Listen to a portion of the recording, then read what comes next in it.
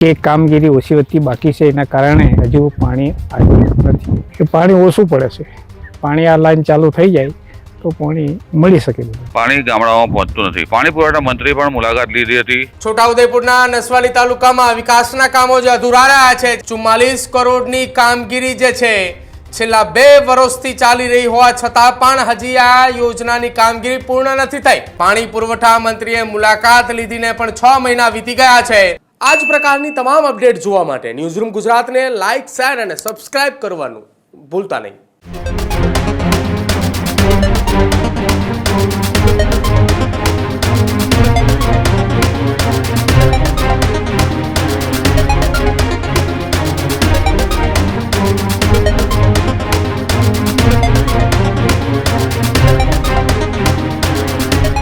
સમાચારોમાં આગળ વાત કરીએ. છોટાઉદેપુરના નસવાડી તાલુકાની અંદર વિકાસના કામો અધૂરા રહ્યા છે.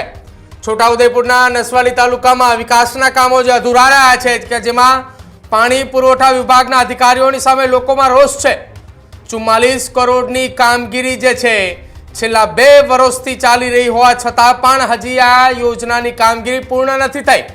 નસવાડી તાલુકાના ઉનાળામાં એ પાણી માટે અનેક ગામોને જે ફિલ્ટર વાળું પાણી આપવામાં આવે છે એ પ્લાન્ટ હજુ પણ કાર્યરત નથી થયો. પાણી પુરવઠા મંત્રીએ મુલાકાત લીધીને પણ 6 મહિના વીતી ગયા છે, તેમ છતાંય હજુ કામગીરી પૂર્ણ નથી થઈ. નર્મદા મેઇન કેનાલમાંથી પાણી લાવવાની યોજના હજુ પણ અધૂરી હોવાની વાત સામે આવી રહી છે. યોજના અધૂરી હોવાને લઈ સ્થાનિક લોકો અને ગ્રામજનોમાં આક્રોશ જોવા મળી રહ્યો છે. ફિલ્ટરનું પાણી પહોંચાડવા માટે પાઇપલાઇનના ઢગલાએ છેલ્લા 2 વર્ષથી એમના એમ પડ્યા છે અને સાથે જ આસપાસના વિસ્તારની અંદર આ વિકાસની કામગીરીની અંદર 44 કરોડની સામે 30 કરોડ રૂપિયા ખર્ચાઈ ચૂક્યા છે. તેમ છતાંય હજી વિકાસની કામગીરી અધૂરું હોવાને કારણે સ્થાનિક લોકોમાં જબરજસ્ત આક્રોશ જોવા મળી રહ્યો છે. સાંભળો અમારા સંવાદદાતા રફીક ધાણીવાલા જ્યારે પહોંચ્યા હતા એ દરમિયાન સ્થાનિકોના શું આરોપ છે એ પણ. રેસ્ક્યુ પ્લાન તૈયાર થઈ ગયો છે, હજુ સુધી કે કામગીરી ઓછી વધતી બાકી છે, એના કારણે હજુ પાણી આવ્યું નથી. પાણી લાવવા માટે હજુ પાઇપલાઇન ખોડિયાથી બાકી છે, એ તૈયાર થઈ જાય એટલે પાણી આવશે. કેટલા સમયથી કામ ચાલે છે? લગભગ 2 વર્ષથી. અત્યારે શું મુશ્કેલી પડે છે? ગામડા છે તેને પાણી ના મળે તો? પાણી મળે અથવા ના મળે એવું થાય. વળી હમણાં પાણી ઓછું પડે ને એના કારણે અમુક ગામડા પહોંચતું નથી પાણી. અમુક ગામડા પહોંચતું નથી બધું પાણી. એ શું કારણ? કે પાણી ઓછું પડે છે. પાણી આ લાઈન ચાલુ થઈ જાય તો પાણી મળી શકે બધાને. છોટાઉદેપુર જિલ્લાના પાંચંબા પાણી પુરવઠા યોજનામાં 44 કરોડના ખર્ચે 44 ગામોને ફિલ્ટરવાળું પાણી મળે તે માટે સુધારણા યોજના મંજૂર કરવામાં આવી હતી.